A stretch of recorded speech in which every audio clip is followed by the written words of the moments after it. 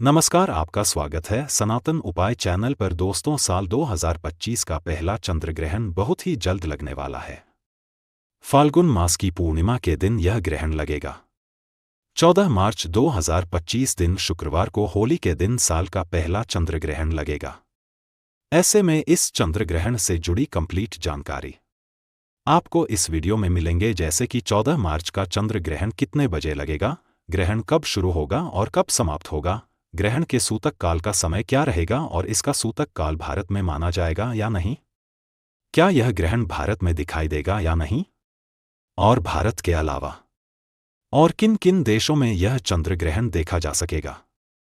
साथ ही यह भी बताएंगे कि इस चंद्र ग्रहण के समय आपको नियमों का पालन करने की आवश्यकता होगी या नहीं, और गर्भवती को कौन कौन सी सावधानियां जरूर रखनी चाहिए, इसके बारे में भी जानकारी दूंगी, इसलिए तक वीडियो को जरूर देखें।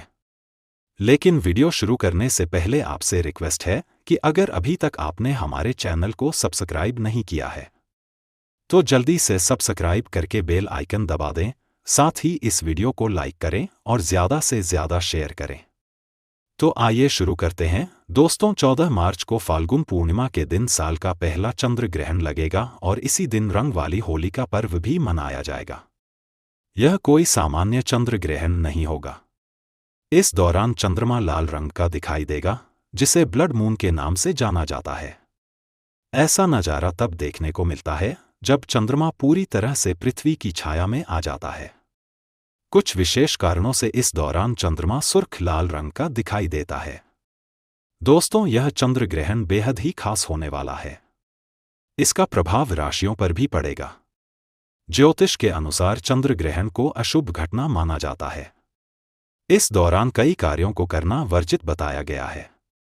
दोस्तों, चंद्र ग्रहण के समय चंद्रमा पीड़ित अवस्था में होते हैं और अशुभ फल देने लगते हैं, जिस वजह से इसका असर हर मानव जीवन पर पड़ता है। आपको बता दें कि यह चंद्र ग्रहण सिंह राशि और उत्तरा फाल्गुनी नक्षत्र में लगेगा, इसलिए सिंह राशि और उत्तरा फाल्गुनी नक्षत्र में जन्मे लोगों के लिए यह ग्रहण विशेष रूप से प्रभावशाली रहने वाला है। नक्षत्र को खासा नहीं रखनी होगी।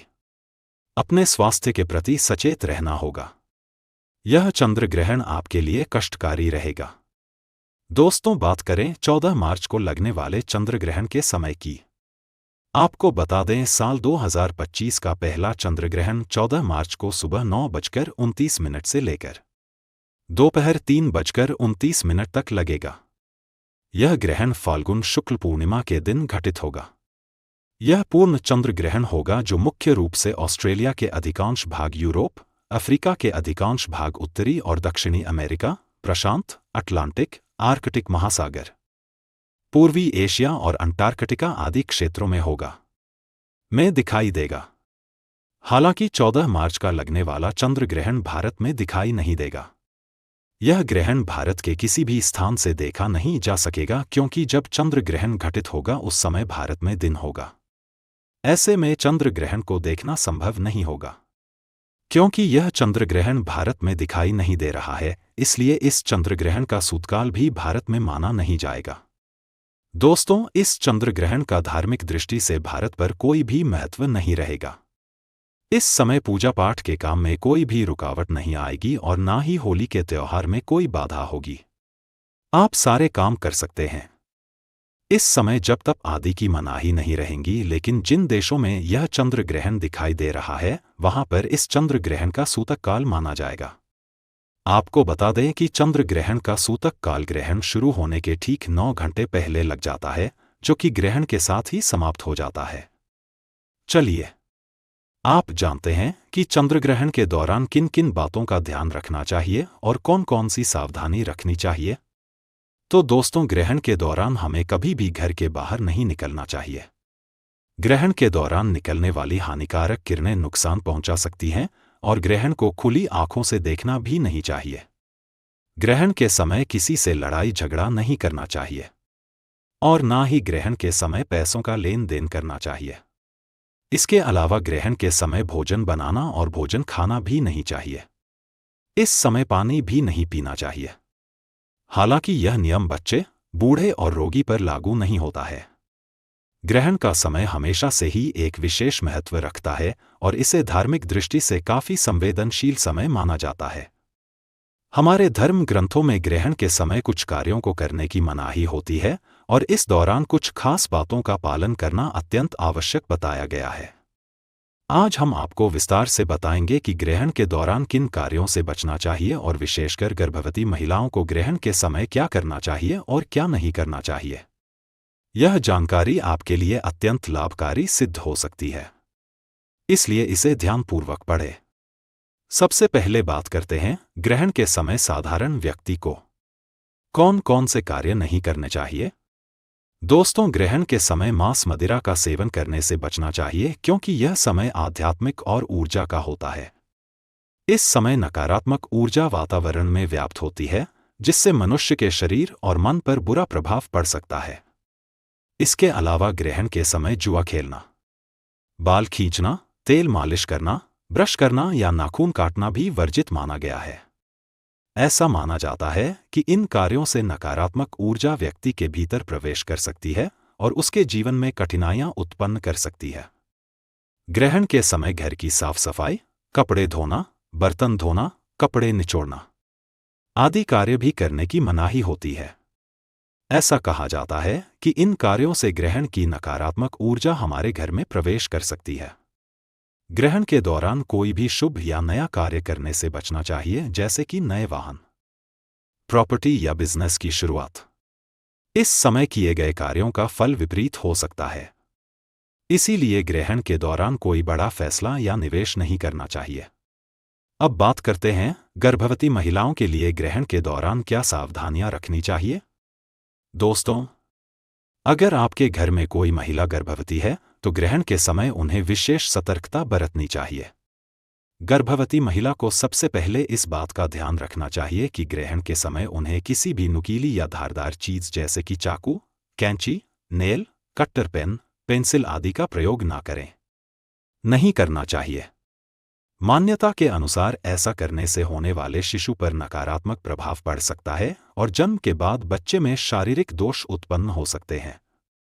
गर्भवती महिलाओं को इस समय सब्जी या फल काटने से भी बचना चाहिए। इसके अलावा सिलाई, बुनाई या कढ़ाई जैसे कार्य भी नहीं करने चाहिए। यह भी माना जाता है कि ग्रहण के दौरान गर्भवती महिला को सोना नहीं चाहिए। सोने से ग्रहण की नकारात्मक ऊर्जा उनके शरीर में प्रवेश कर सकती है, जो कि गर्भ में पल रहे शिशु के लिए हानिकारक साबित हो सकता है। इसी तरह गर्भवती महिला को इस समय सजना संवरना, बालों में तेल लगाना नहीं चाहिए। नहाना या कोई भारी काम करने से बचना चाहिए। इसके अलावा गर्भवती महिला को ग्रहण के समय एक्सरसाइज, योग या किसी भी तरह की शारीरिक मेहनत करने से बचना चाहिए। ऐसा करने से उनके स्वास्थ्य पर नकारात्मक प्रभाव पड़ सकता है और यह गर्भस्थ शिशु के लिए भी हानिकारक हो सकता है। ग्रहण के दौरान गर्भवती महिलाओं के लिए सबसे उचित यह होगा कि वे भगवान का ध्यान करें, मंत्रों का जाप करें या किसी धार्मिक पुस्तक का पाठ करें। अगर आप चाहें तो इस दौरान संतान गोपाल मंत्र, महामृत्युंजय मंत्र, दुर्गा सप्तशती, सुंदरकांड या गीता का पाठ कर सकती हैं। ऐसा करने से गर्भस्थ शिशु पर ग्रहण का नकारात्मक प्रभाव नहीं पड़ता है और शिशु का मानसिक एवं शारीरिक विकास सही तरीके से होता है। अब बात करते हैं कि गर्भवती महिलाओं को ग्रहण के दुष्प्रभाव से बचने के लिए कौन कौन से उपाय करने चाहिए। दोस्तों, सबसे पहले गर्भवती महिलाओं को ग्रहण शुरू होने से पहले अपने गले में तुलसी की माला धारण कर लेनी चाहिए। यह माला नकारात्मक ऊर्जा को शरीर से दूर रखती है और ग्रहण के प्रभाव से बचाती है। जैसे ही ग्रहण समाप्त हो, उस तुलसी माला को किसी बहते हुए जल जैसे नदी या तालाब में प्रवाहित कर दें। इससे ग्रहण का दुष्प्रभाव समाप्त हो जाता है। इसके अलावा गर्भवती महिला को ग्रहण शुरू होने से पहले अपने पेट पर गेरू या लाल चंदन का लेप कर लेना चाहिए। यह उपाय शिशु को नकारात्मक ऊर्जा से बचाता है और ग्रहण के बुरे प्रभाव से सुरक्षा प्रदान करता है। साथ ही ग्रहण के समय गर्भवती महिला के पास एक नारियल अवश्य होना चाहिए। नारियल नकारात्मक ऊर्जा को अवशोषित कर लेता है और गर्भवती महिला तथा उसके गर्भस्थ शिशु को सुरक्षित रखता है।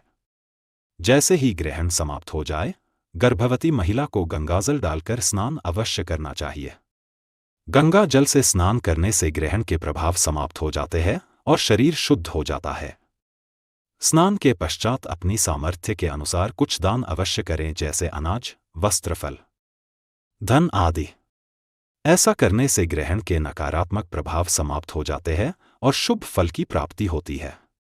अब बात करते हैं कि इस ग्रहण का प्रभाव भारत में रहने वाले लोगों पर पड़ेगा या नहीं। दोस्तों, अगर ग्रहण भारत में दिखाई नहीं देता है तो उसके धार्मिक नियमों का पालन अनिवार्य नहीं होता है। 14 मार्च को लगने वाला चंद्र ग्रहण भारत में दिखाई नहीं देगा, इसलिए इस दिन ग्रहण के नियमों का पालन करना आपकी इच्छा पर निर्भर करता है। हालांकि जिन घरों में गर्भवती महिलाएं होती हैं उन्हें विशेष सतर्कता बरतनी चाहिए और ग्रहण के नियमों का पालन अवश्य करना चाहिए ताकि गर्भस्थ शिशु सुरक्षित रह सके। अंत में एक महत्वपूर्ण बात यह है कि ग्रहण के समय भगवान का नाम स्मरण और ग्रहण और मंत्र जाप अवश्य करना चाहिए, चाहे ग्रहण भारत में दिखाई दे या न दे। ईश्वर का स्मरण हमेशा शुभ फलदायी होता है, विशेषकर गर्भवती महिलाओं के लिए यह समय अत्यंत संवेदनशील होता है। इसलिए भगवान का ध्यान करना, भक्ति करना और सकारात्मक ऊर्जा को ग्रहण करना अत्यंत आवश्यक है।